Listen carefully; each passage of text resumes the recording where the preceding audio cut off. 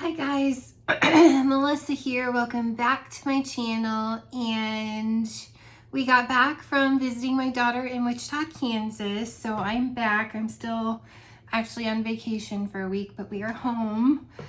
And I got to go used bookstore shopping with her. So I'm going to share that with you. A lot of packages came in. So stay tuned. I've got Ipsy, which I'll do today. Some cross stitch that the company sent me and wanted me to share with you. Pharmacist's Daughter, just a small haul. Noel's Farm Scents. We visited Zape while we were out there because they're from Wichita, Kansas, so stay tuned for that one too. That's going to be really exciting. But I just wanted to share some stuff with you guys. So we're going to go over my book haul, but really quick. I also wanted to share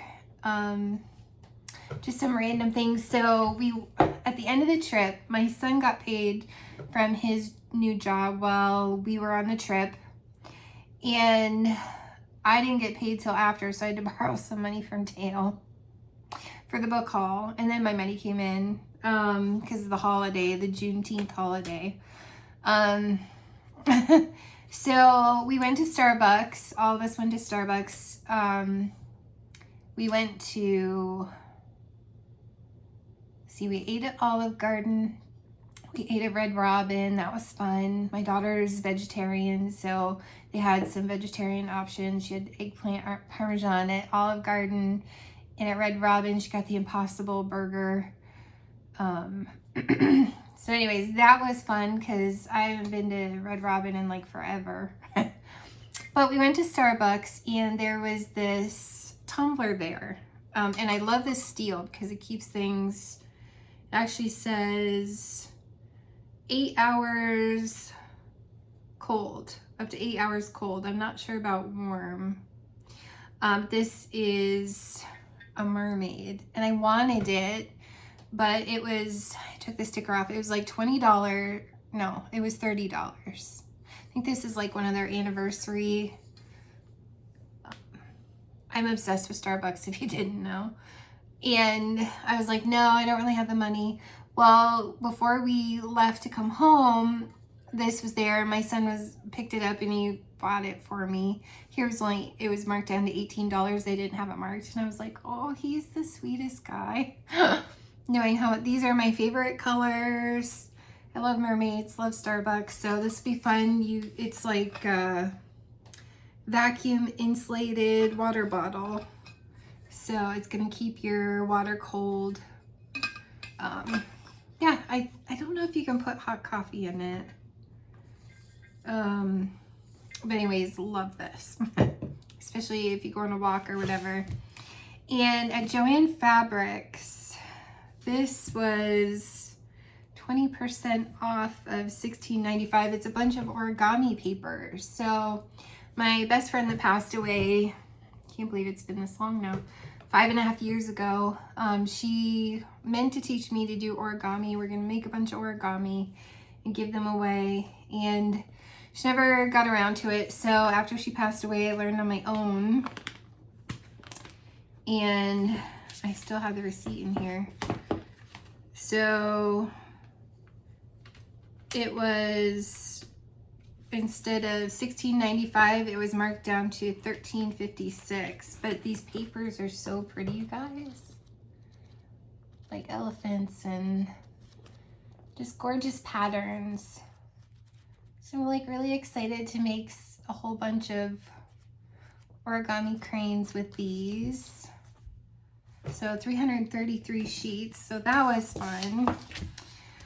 And then my daughter, for Mother's Day, she knew we were coming to visit. She got me some Better Homes and Gardens sea salt and sage wax. This is pretty. You can definitely smell the sage.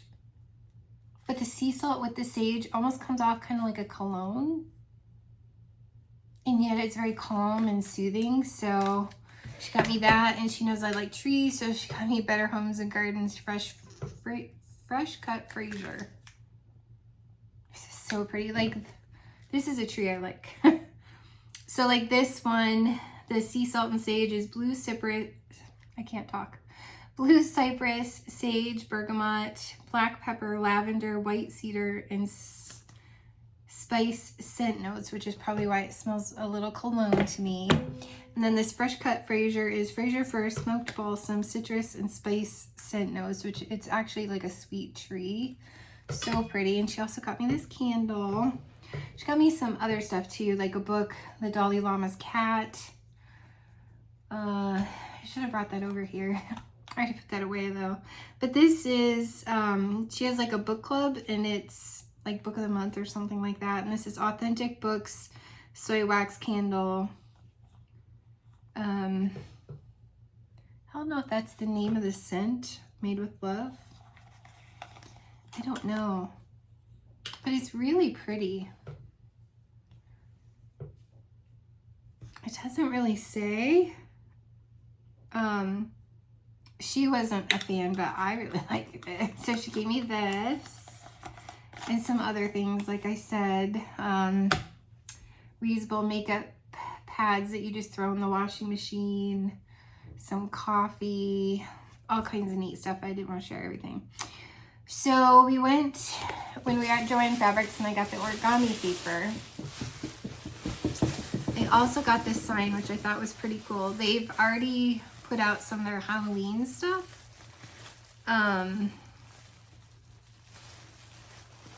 So the sad thing is, we went, it takes 2 days. It's such a long drive. It's like, with all the bathroom stops, food, whatever, just to stretch your legs. Plus there's so much traffic.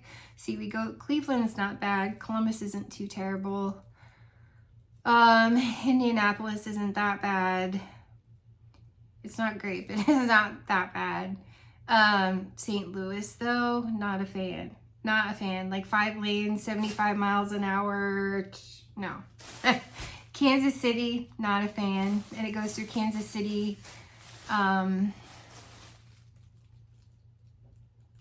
Missouri, and Kansas City, Kansas. I mean, they share the border. The city shares the border. 2 different cities, technically. But not a fan of that one at all. That was so stressful. And I think it was Kansas City, Kansas, that there was, I heard the crash behind us in my brain. It was like the crash sound, but my brain just wasn't computing what it was. And Dale's like, oh my gosh, there's a wreck behind us, like 2 cars behind us. 2 people trying to go in the, merge into the lane at the same time, not paying attention. Then as soon as he said that, I was like, oh yeah, that's what that noise was. And I looked in the mirror, like the side mirror, and we didn't actually see it, but Dale had seen part of it in his, like, as they were starting to go into the lane together, and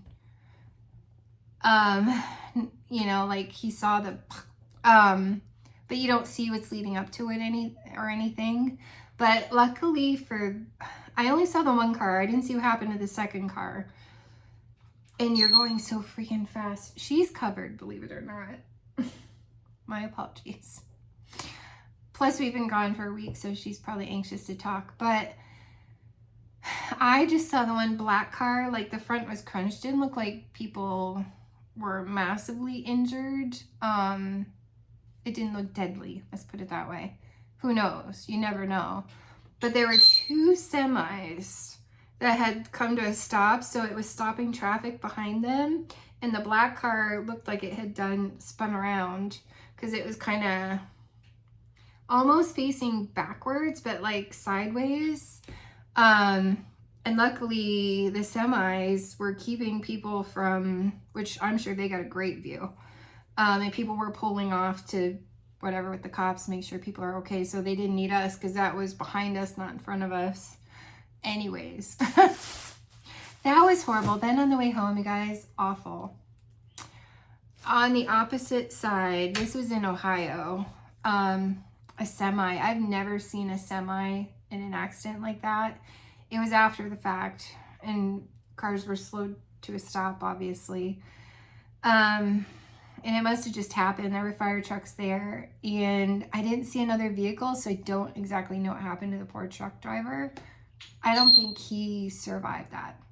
The front was crushed so badly on his side that I don't even know if it's possible someone could have survived. It was basically all up in getting up to the thing that he was carrying with behind. Like, the whole cab was smashed. I don't know that he made it through that. That was very sad. And then you look, I actually cried a little. You saw the truck drivers in the lines waiting to get through, and you're just thinking, you know, there, but for the grace of God, could have been one of you, like one of your own there. Just, I don't think he made it. That was awful. So that was all very stressful and scary. We were in the car 4 days, and we only were with my daughter too. So it's like, OMG, we drove more. I hope you don't have earbuds in. I'm sorry, she should stop. So at Joann Fabrics, they have their Halloween kind of prequel stuff out. They had this huge, probably bigger, like huge, almost like a disco ball material, but I love like silver. I'm like a crow. Anything shiny, glittery, I want. Like, so it's kind of got that disco ball silver mirrored kind of texture on the outside of the moon. Oh, so pretty. And then they had a pillow that matches that kind of material. But I wanted this so bad. It was discounted 70%, no, 40%. But instead of being $29.99, it was only $17.99, you guys. I thought this was so cute. For like Halloween, this is Salem's Witch's Brew Cafe, which I might even keep it up all the time. It's cute. Open from dusk till dawn. Coffee, tea, elixirs, potions, baked goods, wickedly good, and freshly enchanted. I just thought that was so cute. I love all the Halloween vibes. I'm weird. It's like my favorite holiday, and I get stupid excited about Halloween type things. So since my kitchen's black and white, I may even just keep that up year round. Then we went to the Dollar Tree of all places. And my friend Caroline had, because she knows I love bees, specifically bumblebees, but I like honeybees too. So she got me like this ceramic spoon holder. And it's bees. Plus I have the Scentsy Be Kind warmer. So, and my countertop, someday I hope to redo that kitchen. Like ancient to the ceiling wooden cupboards. They're ancient. I don't know. This house must be like 100 years old. And like old kind of yellow countertops. So like bee theme works with the black. I painted the walls white and the cupboards and trim and stuff black. So with the yellow countertop, this kind of matches. So I found these like bee signs, and they were only $1.25. I was like, I can't. I have to have these. So one is like Be Happy and one is Let It Be. I just thought these were adorable. And they'd be really cute to decorate in there too. They almost go together. You'd almost hang them. No, that'd be upside down. That would be weird. But I love these. I thought they were really super cute. I might hang it like that. That's just adorable. Even though my KitchenAid and everything else is red. I don't know. So then we went to 3 used bookstores. 2 of them are, one is called Half Price Books. And I keep wanting to call it Books A Million, and that's not it. Books and More. Books and More, maybe. I got this cute little Harry Potter kitty cat pin for $1. I was like, oh my goodness, I have to have that. And I can't always remember what book came from where. Wait, what is this sticker? This one came from Half Price, but oh, I might be able to tell you because, yeah, Booksaholic, that's what it's called. This came from the first Booksaholic. So at Half Price Books, I found this, and it's a hardback. It's in great condition. This was only $5.99. It's one of those Disney books, and this is Once Upon a Dream, which is Sleeping Beauty, and it's a twisted tale. What if Sleeping Beauty never woke up? So in pristine condition here, and it says for $5.99. My daughter has all but 2 of this series. It says, discover what would have happened if a kiss from a prince didn't wake Sleeping Beauty. The handsome prince is poised to kiss the beautiful sleeping princess and live happily ever after. But as soon as his lips touch hers, he too falls fast asleep. It is clear from this tale, it is clear that this tale is far from over. Now Princess Aurora must escape from a dangerous and magical land created from her very own dreams. With Maleficent's agents following her every move, Aurora needs to discover who her true friends are, and most importantly, who she really is. So, I'm trying to think who the author. Liz Braswell. She's done like a whole bunch of these. So I found this one. And my daughter says you can read these independently. It's not like book 1, book 2. So from Booksaholic, I got, one of these has some stickers in it. This was only $5 at the second Booksaholic in Wichita, Kansas. This is As Old as Time, a twisted tale from Liz Braswell. And it's What If Belle's Mother Cursed the Beast. And it says, Belle is a lot of things, smart, resourceful, restless. She longs to escape her poor provincial town for good. She wants to explore the world despite her father's reluctance to leave their little cottage in case Belle's mother returns.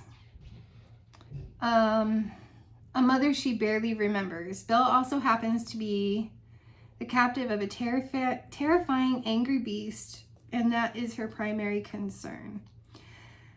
But when Belle touches the beast's enchanted rose, intriguing images flood her mind. Images of the mother she believes she would never see again. Stranger still, she sees that her mother is none other than the beautiful enchantress who cursed the beast. Dun, dun, dun. His castle and all his inhabitants. Shocked and confused, Belle and the beast must work together to unravel a dark mystery about their families that is 21 years in the making. I think these are so much fun. But there's also Part of Your World, which would be Ursula and Ariel. I got Once Upon a Dream in a Whole New World. I know there's other ones too. I got another one that is similar genre, but you guys, $5. Like, seriously? Then I got, this one is the one I'm most excited about. Now, this is from the New York Times bestselling author of the Villain series, Serena Valentino. This is Raising the Horseman. Again, I love everything Halloween. I think because my birthday is right by there, I think is why I'm so obsessed. I did get this in the young adult, teen, juvenile teen section. I don't care. These are so fun to me. This is the Bookaholic and Tyler Crossing. It was $9, but it's also a pristine, like, copy.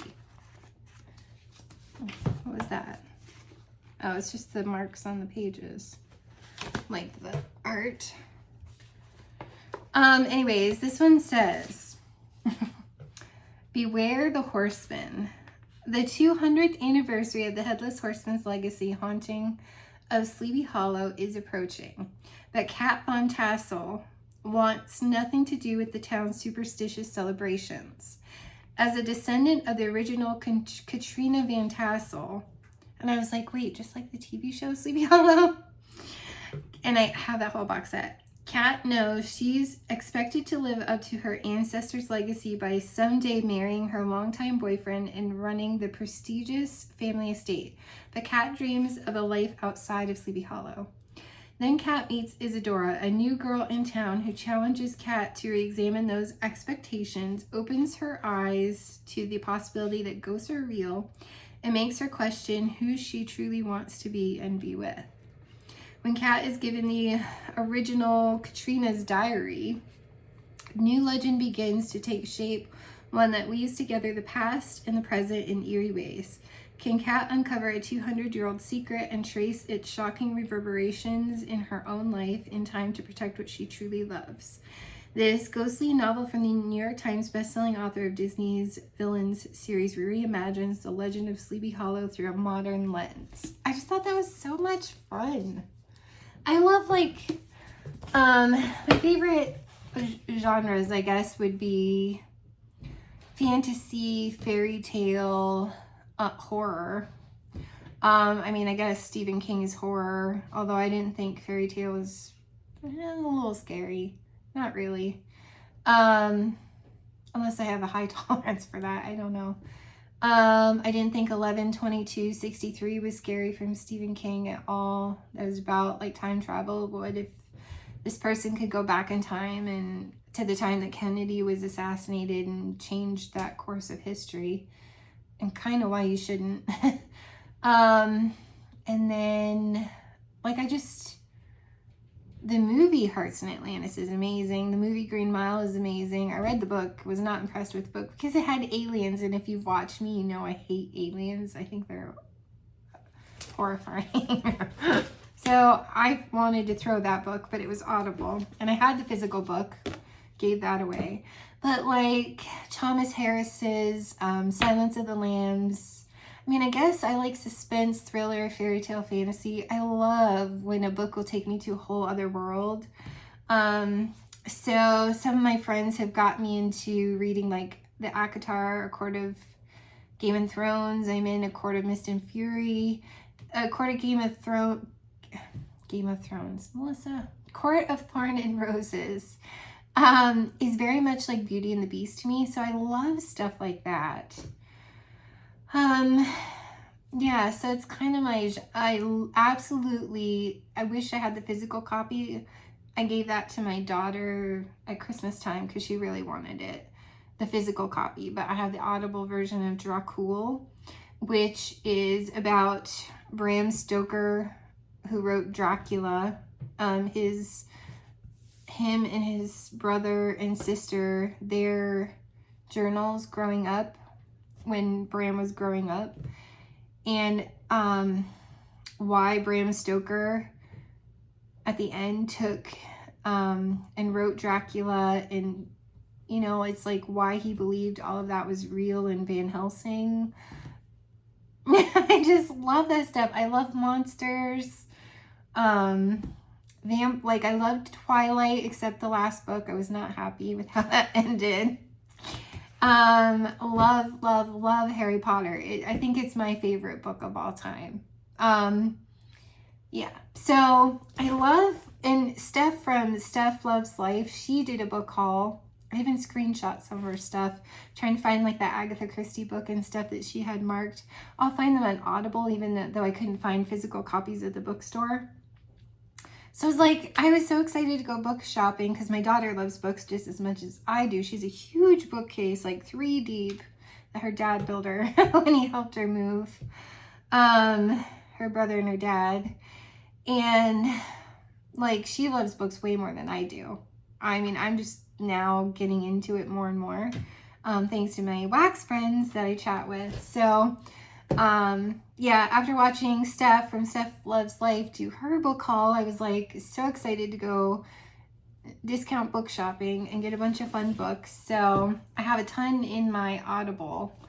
But yeah, because of ACOTAR series, and I'm currently reading Sarah J. Maas. It's the Throne of Glass series with Assassin's Blade and all that. I'm in Queen of Shadows. Oh, it's so good. It would start out slow, has a lot of world building, and it gets kind of confusing sometimes, but when it gets action-packed, it gets action-packed, and it's like, what is happening right now?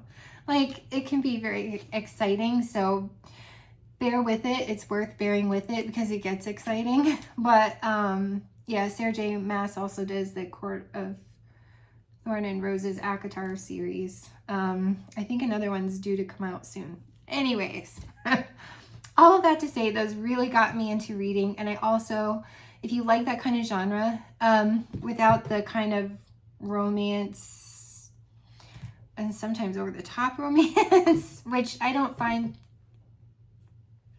Throne of Glass series to have any of that.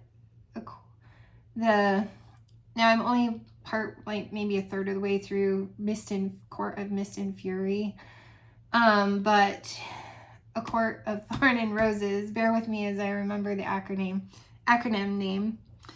It does have like a steamy scene or two.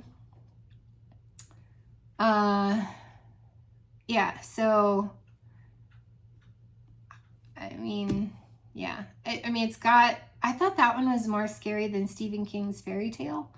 I mean, it has some intense kind of scenes, which my daughter didn't love all of that. I'm like, what?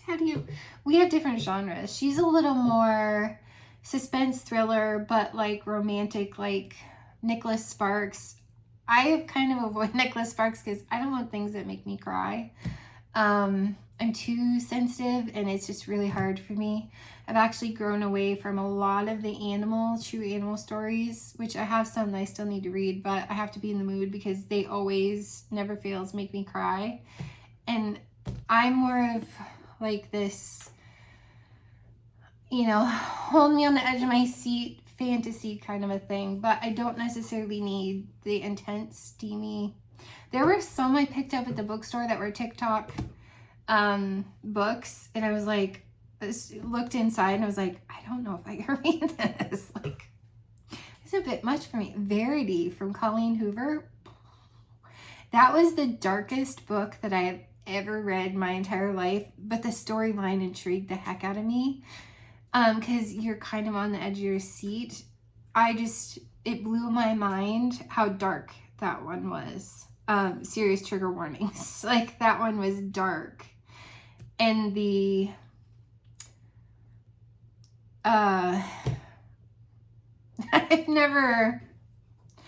you've got to be okay with like steam in a book, like steamy, which my friend Caroline's like, you're so cute. I'm like, no, I'm serious. Like, that was intense. I was not prepared to read a book like that. But I couldn't put it down despite all of the things that made me blush like crazy.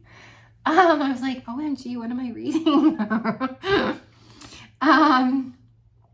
Yeah, and dark. I mean, twisted dark. You've gotta be into that. Like, it was dark. Unimaginably dark, twisted, intense. But it was a good book. Because I was like, I love the things that make me go, what is happening? Like, and the Sarah J. Maas ones do that without all of the intense, like, what am I reading? Like, I can't believe what I'm reading right now. So I highly recommend Sarah J. Maas stuff so far. All of that to say, the next book, this was from Half Price Books, and I paid $7.49 for this one. It's Night Circus. It looked good to me. You'll always have me at the gothy kind of things too.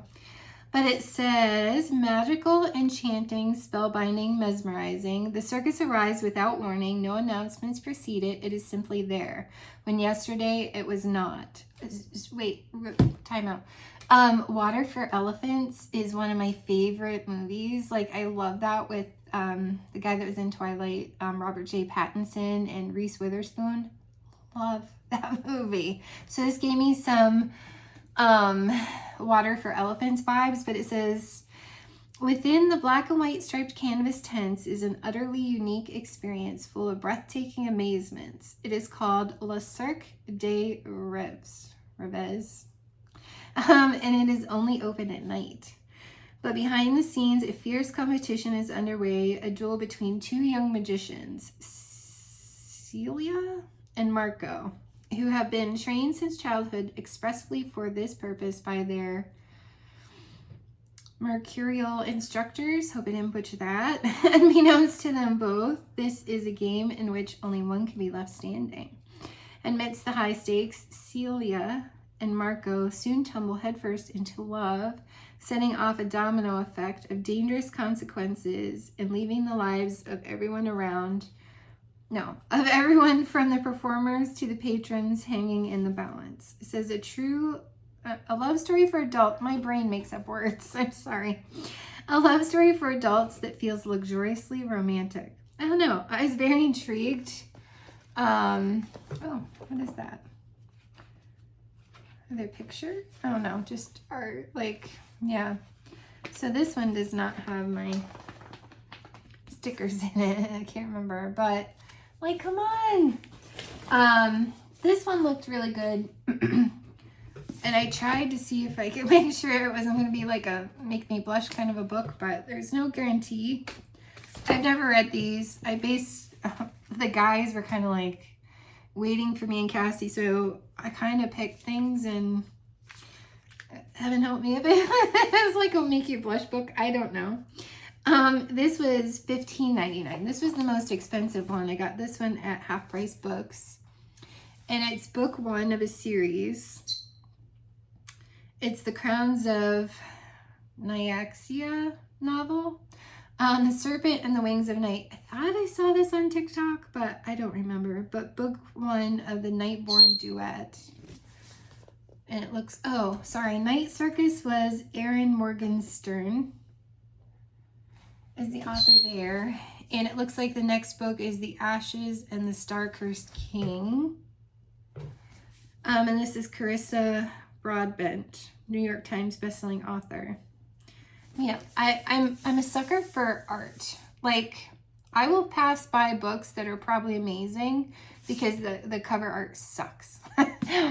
And so, like, if you've got amazing cover art, I will pick you up and read your synopsis. If your cover art sucks, I'm probably going to pass you by because I'm kind of an art snob. I'll just put that out there. Unless you tell me, read this book, I'm probably going to pass it up. Because I'm like, this is beautiful art on the inside. Some of the books, like TikTok books, have trigger warnings, which I'm okay if it's violence. Some of the, like, steamy stuff, I'm like, OMG. Like, I'm so embarrassed. But I'm just saying, like, I'm kind of funny. I'm dipping my toe into the steamy. I don't know how I feel about it yet. But this one has a slight trigger warning. It says, note, this book contains subject matter that might be difficult for some readers, including violence, which I'm okay with, torture, off-page. I'm okay with that. Like, I guess, which is why I like horror. Which I wouldn't think Dracula and Dracula are horror, or Stephen King, maybe. It says flashback of the R word.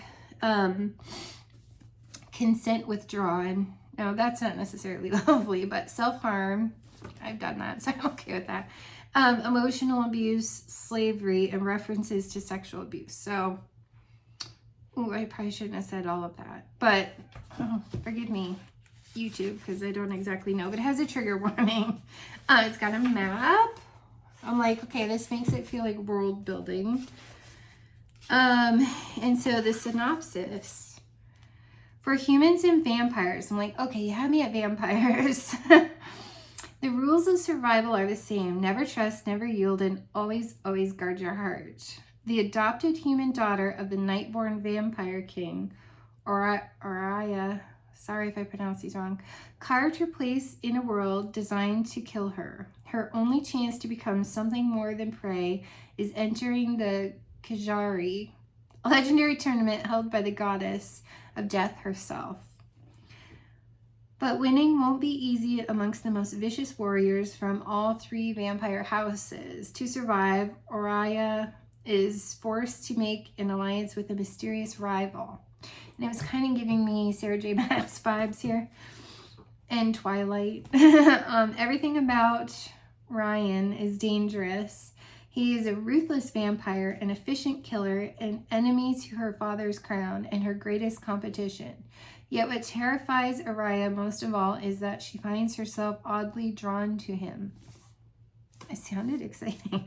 But there's no room for compassion in the Kajari. War for the Nightborn crown brews, shattering everything that Araya thought she knew about her home. And Ryan, R-A-I-H-N, sounds like Ryan, may understand her more than anyone. I was like, ooh. But their blossoming attraction could be her downfall in a kingdom where nothing is more deadly than love. I don't know. It sounds kind of fun. So, and if I like it, obviously I can audible the second one. Because I don't live near.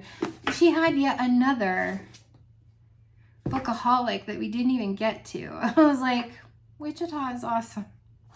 So I got this. Oh, my daughter bought me this one. It was only $1, you guys. This was from Bookaholic. And I like tattoos and things. This was Ink Exchange by Melissa Marr. And it's a New York Times bestseller. And it says, highly addictive, compulsive enough. Oh, sorry. I always do that. I start reading it and it's a review from someone. Okay, 17-year-old Leslie knows nothing of fairies or their shadowy power struggles. When she is attracted to an eerily beautiful tattoo, all she knows is that she has to have it. Convinced it is a tangible symbol of change she desperately craves for her own life. The tattoo does bring changes. Not the kind that Leslie has dreamed of, but sinister, compelling changes that bind Leslie to Ariel, a dark and dangerous fairy king fighting for the soul of his court. Slowly, Leslie is drawn deeper and deeper into the fairy world, unable to resist its allures and helpless to withstand its perils. And it looks like she has other books out. It says, look for Melissa's riveting tales of fairy. But I have to take the sticker off, just see what they are. But it looks like there's 2 other books. But yeah, my daughter got a bunch of books for $10. You had to buy 10 to do it in the clearance section. And so she was like, Mom, you want this? I was like, yes, that's amazing. And now this one was in clearance at Booksaholic. Now it's Scholastic, which tells me it's very young adult, teen geared, but I didn't mind. It was literally only 50 cents, you guys, but I was intrigued by it. So I'm like, I don't mind if it's a good book. So Distant Waves, a novel of the Titanic by Suzanne Wen. It says 5 sisters, 5 fates. I mean, for 50 cents. Chased by their past and drawn towards a more hopeful future, 4 sisters embark on the journey of their lives aboard the Titanic.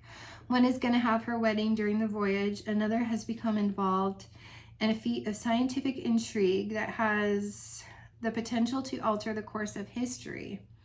All of them feel out of place, and at least one of them will soon find herself out of time. So I was like, ooh, I like kind of historical like pieces. Like Dracul and Dracula are very historic, like late 1800s. So I love those period kind of pieces.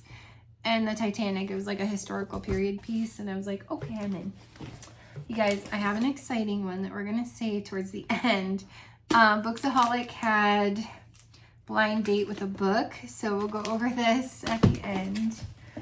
I was just super excited. Now this one, Booksaholic, this was $5.50.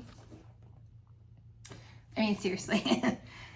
This is New York Times bestseller, The Hazelwood, a novel by Melissa Albert. Love the artwork on this too.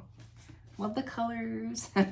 Anyways, it says, a best book of the year, New York Times, Wall Street Journal, Entertainment Weekly, Boston Globe, 17. So it's young adult, juvenile teen, I guess.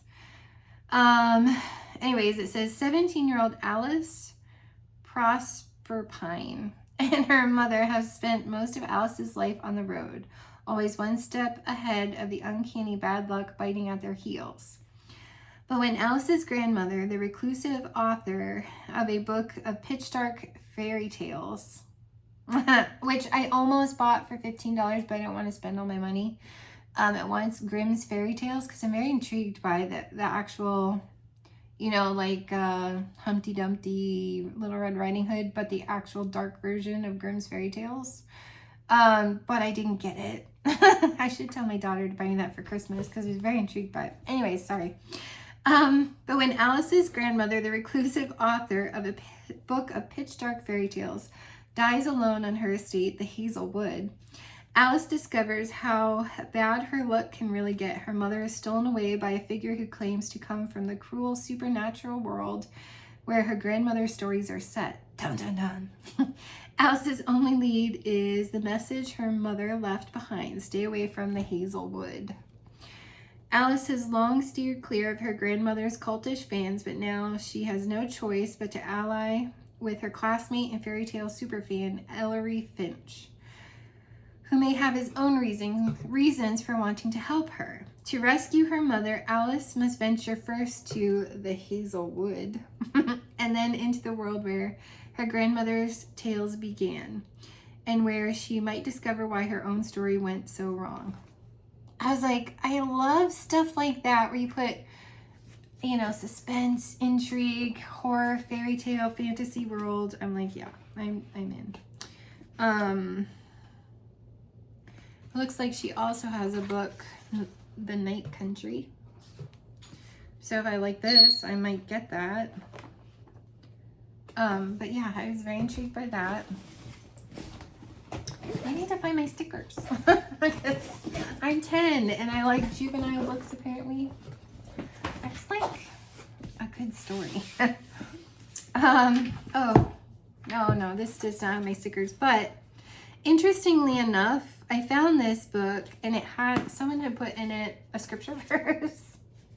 It says, Colossians 4:1-3, I beg you to line in a way that is worthy of the people God has chosen to be his own. Always be humble and gentle, patiently put up with each other and love one another. Try your best to let God's Spirit keep your hearts united. Do this by living at peace. I was like, okay, maybe that's a sign. I need to get this book. It's called Crescendo, which I love that word. I might have to name a porch cat Crescendo. It's a sequel to the New York Times bestseller Hush Hush, so if I like this, I know to get that. It's by Becca Fitzpatrick. Susan, if you're here, are you related to her? This was $9.50 at Bookaholic.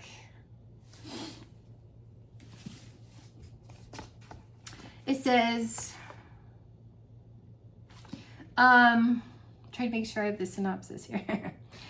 Nora Gray's life is still far from perfect. Surviving an attempt on her life wasn't pleasant, but at least she got a guardian angel out of it. A mysterious, magnetic, gorgeous guardian angel. But despite his role in her life, Patch has been acting anything but angelic. He's more elusive than ever, if that's possible. And what's worse, he seems to be spending time with Nora's arch enemy, Marcy Millar. Excuse me.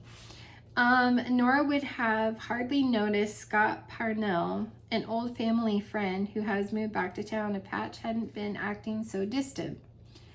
I think this is young adult. Yeah, teen. I can kind of tell sometimes by the synopsis. I think I did find this one in that section. Even with, gives me like Twilight vibes. Even with Scott's totally infuriating attitude, Nora finds herself drawn to him despite her lingering feelings that he is hiding something. If that weren't enough, Nora is haunted by images of her murdered father and comes to question whether her Nephilim bloodline, for Bible scholars, that's interesting, has anything to do with his death. Desperate to figure out what happened, she puts herself in increasingly dangerous situations to get the answer, but maybe some things are better left buried because the truth could destroy everything and everyone she trusts. My favorite TV shows are like Sleepy Hollow. Yeah, I mean the Halloween fairy tale. The Headless Horseman, and they incorporate English, American, English Revolutionary, American history with George Washington and all of that in with the fairy tale of Headless Horseman and Sleepy Hollow and all of that. Love that show. Love supernatural. It's got angels and demons and monsters and all of that the guys are hunting, two brothers, and just their relationship as brothers. Love that. So I love stuff like supernatural kind of things and scary, fairy tale, otherworld, witches and vampires and all of that kind of stuff. Like it's just it's like taking a vacation. So to me it's like going into an adventurous world. So like Harry Potter and all of that. Loved that. And that was young adult.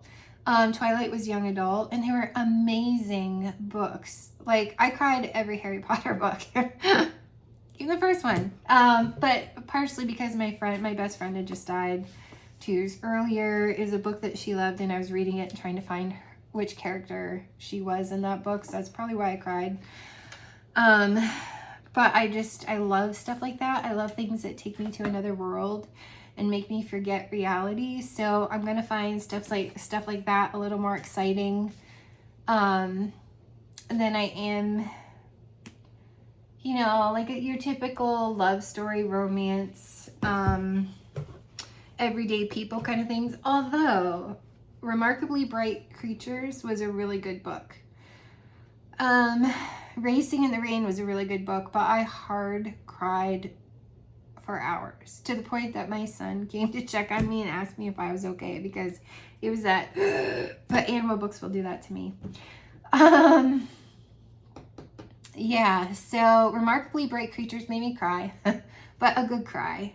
And I fell in love with the octopus as a girl who wanted to be a marine biologist. I fell in love with the octopus in that I highly recommend the Audible version, because the octopus has this very sophisticated voice. Kind of reminded me of the TV show Frasier a little bit, like maybe Niles or something in that, or like Frasier.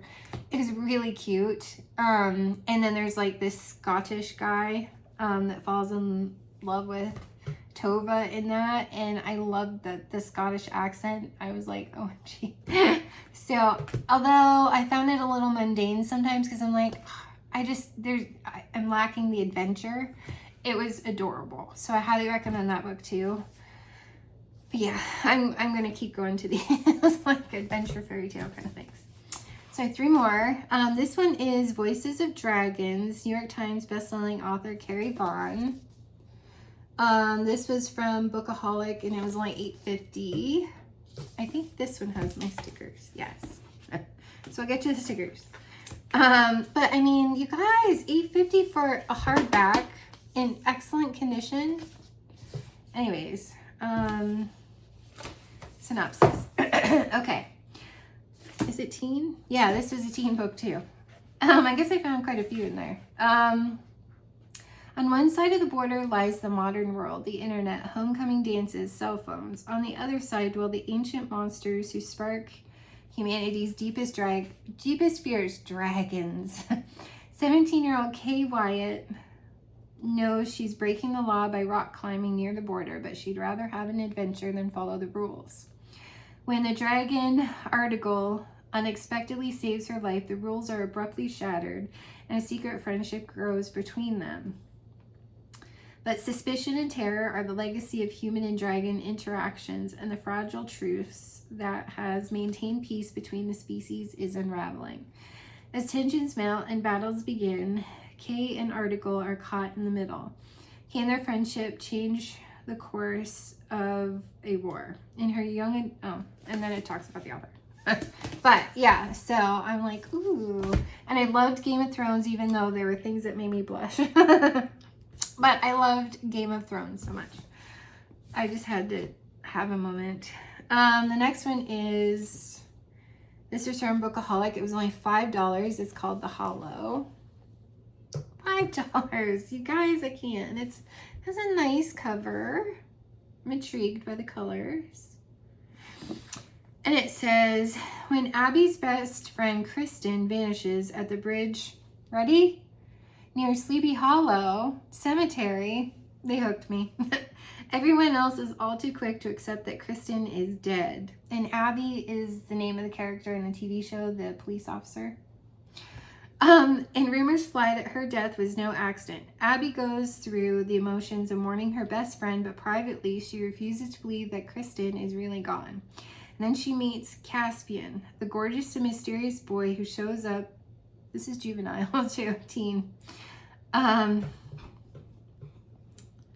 shows up out of nowhere at Kristen's funeral, and keeps reappearing in Abby's life. Caspian clearly has secrets of his own, but he's the only person who makes Abby feel normal again, but also special. I almost think... I'll save my thoughts, hold on. Just when Abby starts to feel that she might survive all this, she learns a secret that makes her question everything she thought she knew about her best friend. How could Kristen have kept silent about so much? As Abby struggles to understand Kristen's betrayal, she uncovers a frightening truth that nearly unravels her. One that will challenge her emerging love for Caspian, as well as her own sanity. Now, I'm approaching 50, so yeah, I can deal with some racy, smutty scenes. But I kind of prefer... I guess I like the teen books because they don't have all of that. Now, I can be okay with it, but I just don't find it necessary in the storyline. So I guess that's maybe a little bit why I just kind of find that the storyline in these teen, like I said, Harry Potter, Twilight were both teen genre. I like the storyline without all of the make me blush, but maybe I'll get accustomed to it if I read a couple. I don't know. I mean, I don't mind a little, but I mean, some like Verity was like, OMG. All right. And then last but not least on the book, besides my mystery book, this is from A.K. Mulford, The High Mountain Court, book 1 of the 5 Crowns of Ockrinth. I don't know. I got this for $9 from Bookaholic. And so it tells you what other books are in the series. It's The High Mountain Court. And it says, a lone witch, a forgotten artifact, a powerful prince, and a world exploding into chaos. For over a dozen years, 19-year-old Remy, I mean, the Sarah J. Maas, she's like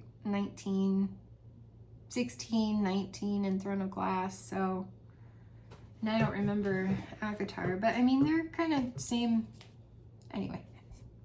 Okay, 19-year-old Remy has known she is possibly the last Red Witch alive, and she's determined to stay that way. But the Northern Court King, who has slaughtered her family and placed a bounty of Red Witch heads, is intent on destroying her kind once for all. Very Throne of Glass kind of vibes. When 4 Fae warriors find her, Remy comes face to face with the determined and handsome Prince Hale of the Eastern Kingdom. He claims he wants to stop a war with the Northern Court, and in order to do that, he needs a Red Witch. Yet, even as she's drawn to him, can she really trust this prince? If this could mean saving herself and her people and restoring her kingdom, does she even have a choice? I was like, oh, okay. And I think I browsed and didn't find too many naughty things. But it does have a trigger warning here, you guys. This book contains, violence, blood, war, genocide, parental death. I can deal with that. And some sexually explicit scenes. Hopefully it's not too bad. Okay, so I could be blushing, but it's fine. So I got all of these. Like, how exciting is that? And then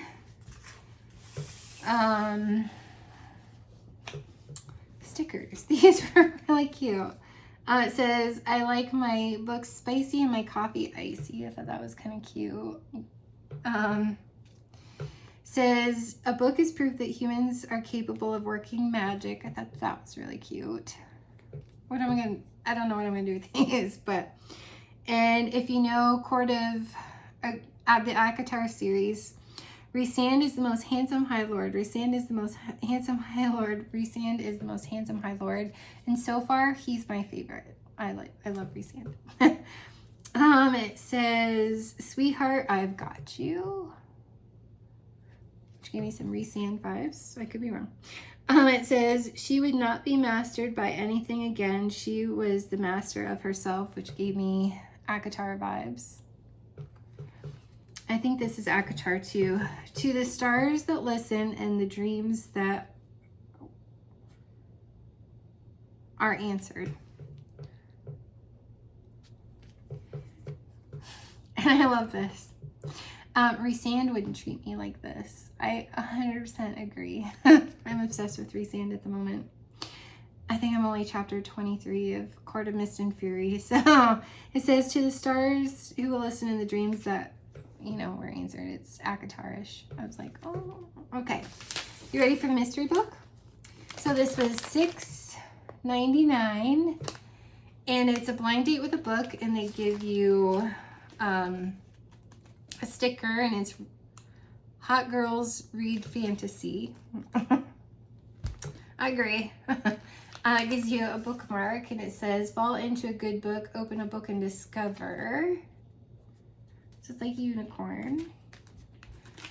You get a Crystal Light to drink. This is fruit punch. So you get a Crystal Light drink packet. And it says MMC written by a woman. I don't know what MMC means, but written by a woman. Dark, immersive, first in a series. I'm like, okay, first in a series. Magical dragons, bromance, and fantasy. I was like, okay, I'm getting this one. And then they had suspense and mystery and all that, but I'm like, this kind of says me. So I'm going to take my sticker off. So let's open it up and see what we get. My daughter was like, I'm like, I have to open this on my channel. I'm like, I'll just screenshot it for you. She's like, okay. Sorry, I'm talking so much. I didn't really get. And the lady, when I was checking out, she's like, oh, I hope you like this, because like I was there and she picked it out, and it's one of my favorites. I'm like, okay, it's a chance you take. So it is from Robin Hobb, Assassin's Apprentice. Ooh, I'm intrigued. I like the cover. That's beautiful. Rose.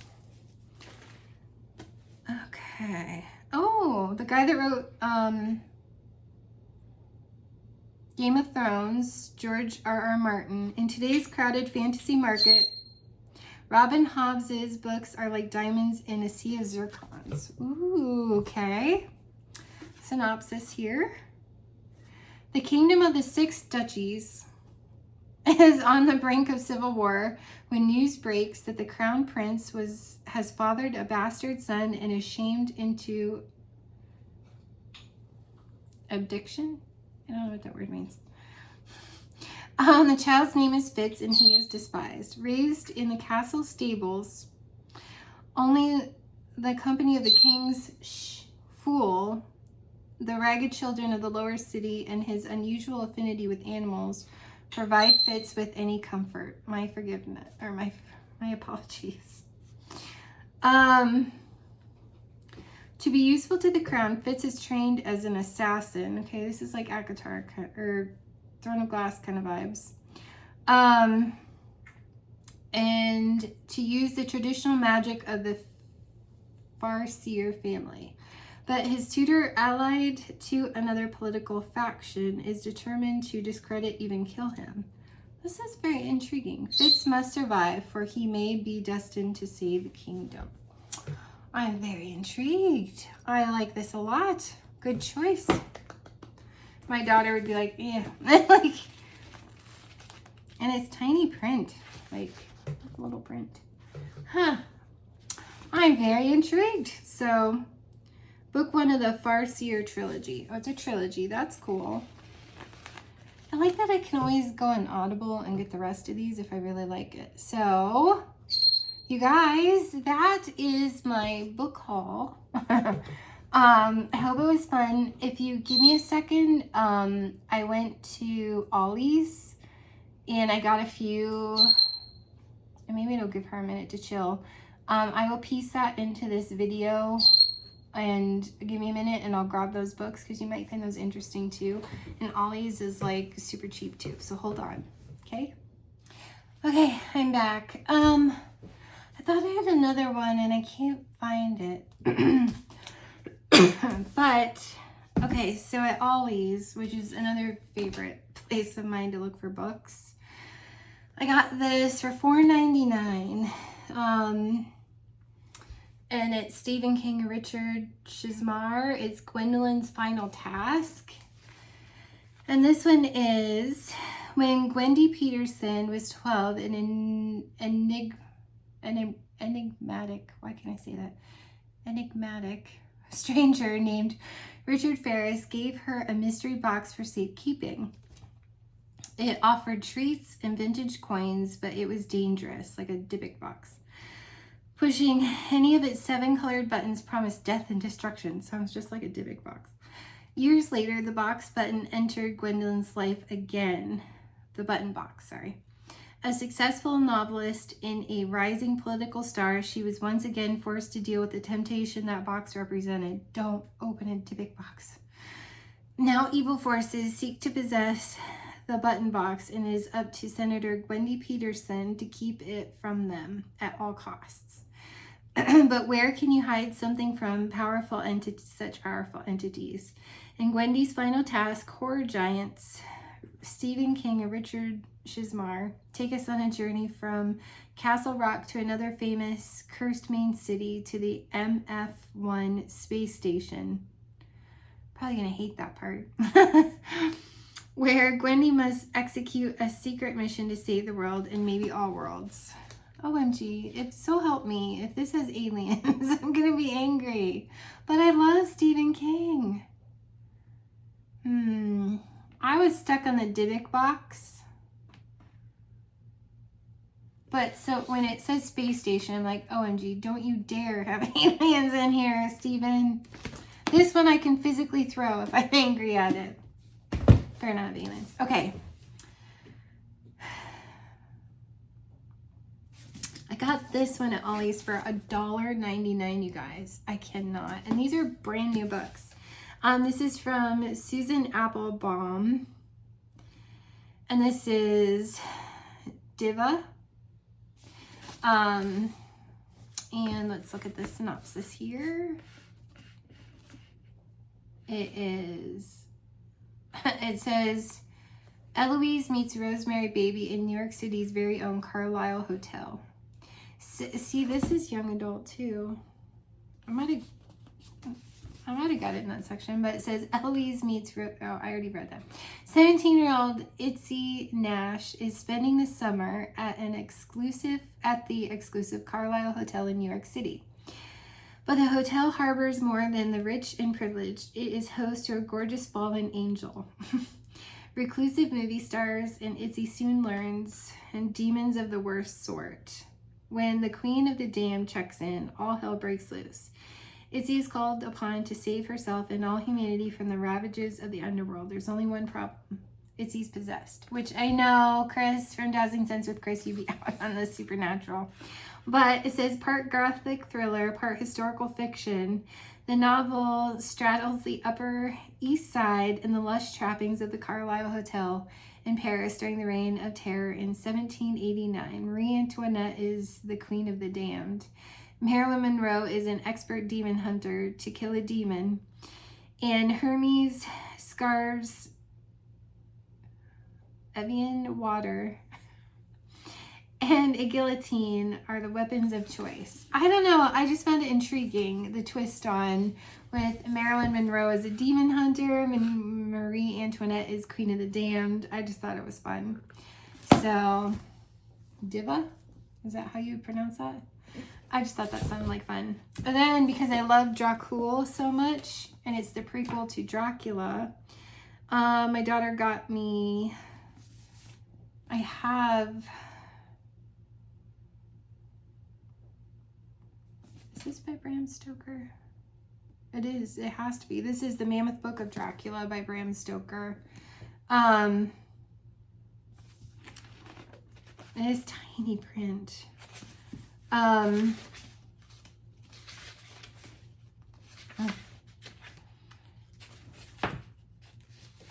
And then I don't want to say just I bid you welcome. It's I bid you welcome. Anyways, I mean, here's the part written by Bram Stoker. Oh, and why he swears it's all real. Like, yeah, I love true stories. Like, love true stories. Which with all of this weird fantasy horror drama, you would, or fairy tale stuff, you wouldn't think that, but I love true stories. And the fact that this turned like a fantasy horror into like a true story was like, if you believe. I don't know, I'm so intrigued. Dracula was really, really good. On the way down to Kansas, Dale listened to part of it. He liked it. It's very historical. They talk like funny back then, but it's like their actual journals. I don't know. I love, and look at the little, look at the bats on things. OMG. Okay. So Dracula is this is Stephen King wrote. Bram Stoker's courtly, sinister creation is still literature's greatest villain, Stephen King. And when Cassie went to school in Maine, she went to Stephen King's alma mater, the University of Maine. So him and his wife Tabitha graduated from there. And he's been known to show up. Like, he did a talk, but my daughter didn't get tickets in time, and that sold out, so she didn't get to hear him talk. But I was like, ugh. Like, serious fandom. And he had, at the time, he was still living in the house in Bangor, Maine. And we stopped in front of it. I didn't want to be, like, right at his front gate or anything. I felt like that was too rude. But I was across the street. And you could see, like, his gate and his house and everything in the background. And just, like, fangirl moment. I was like...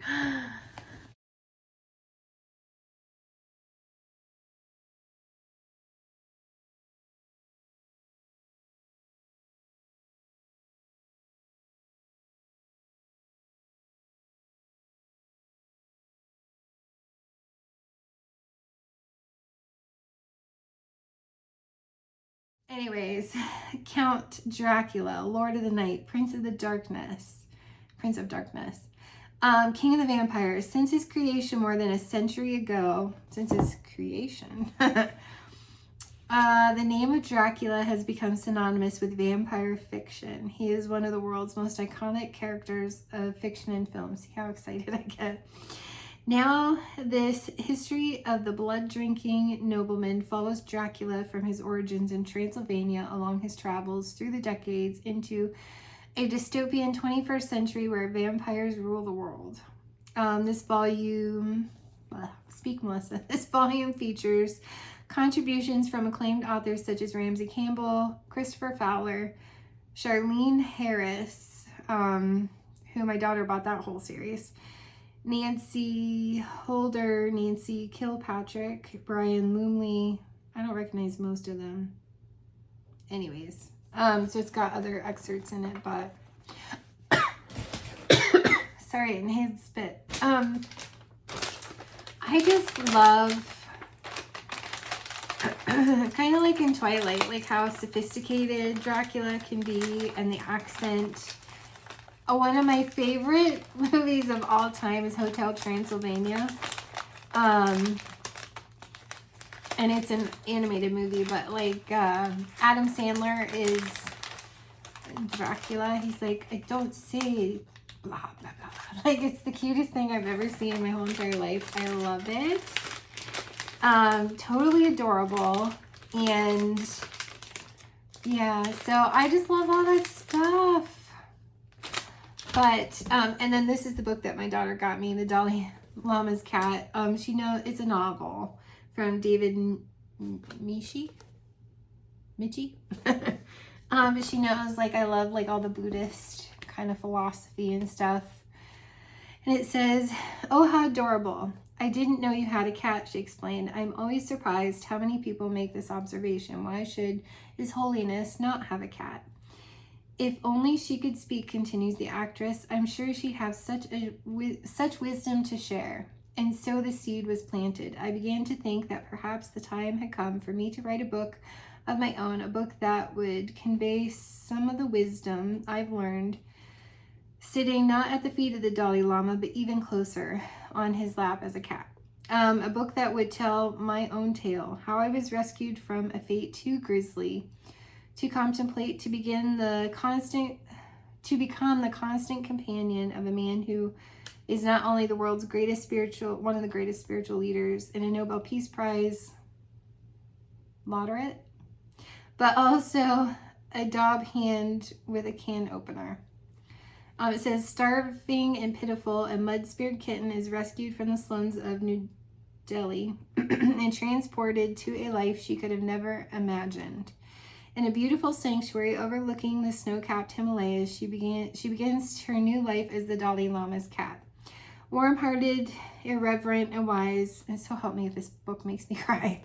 This cat has many names, opens with a window to the inner sanctum and life of Dharmasala, a tiny spy observing the constant flow of private meetings between His Holiness and everyone from Hollywood celebrities to philanthropists to self-help authors. The Dalai Lama's cat provides us with insights on how to find happiness and meaning in a busy materialistic world. Her story will put a smile on the face of anyone who has been blessed by the kneading paws and bountiful purring of a cat." Sounds really cute, but so help me if that cat dies, it makes me cry. But yeah, so that's my book haul, you guys. Hope it was fun just to see window into my world in this new genre that I'm really getting into, thanks to really started with Stephen King, and I mean his good stuff. I actually think Carrie's pretty good, but this stuff that I've really enjoyed, like 11/22/63, which is literally just time travel. It's not scary. Fairy Tale, which I thought was amazing. It's kind of like Harry Potter meets Once Upon a Time. I love that show too. Obviously, you can see I like the fairy tale twists. I have the box set of Once Upon a Time too, and Supernatural. Yeah, so I don't know, it really started with those books. Harry Potter, obviously Twilight, got me really liking the Monster Mash kind of. I did actually on Audible get Mary Shelley Frankenstein, because I'm like, I love Frankenstein as a monster. Frankenweenie is like my favorite Halloween cartoon movie besides Hotel Transylvania. If you've never seen Frankenweenie, it will make you cry, but it's worth it. It's a Tim Burton, but it's so freaking adorable. I'm dying for Scentsy to come out with, I keep begging them. Since they do Nightmare Before Christmas, I was hoping they do a different Tim Burton and do Frankenweenie. It's the most adorable. It's Tim Burton's best. I'm sorry for those. I appreciate Nightmare Before Christmas, but I'm sorry, Frankenweenie is the best. Yeah, I loved the season 1 of Wednesday. As a little kid, I used to love the Munsters. I just love all that kind of stuff. So that's what I picked up. I did have some suspense things too, but I don't know. I just thought these were more fun for now. And then the next time we go see her, we will go hit those stores again. But yeah, thanks you guys. Stay tuned because I have Ipsy subscription. That's like my self-care treat to myself. I've got some wax hauls. I visited Zape. You seriously want to see that, so tune into that. I actually went to Zape in Wichita, Kansas. So yeah, stay tuned, you guys, and we will see you soon.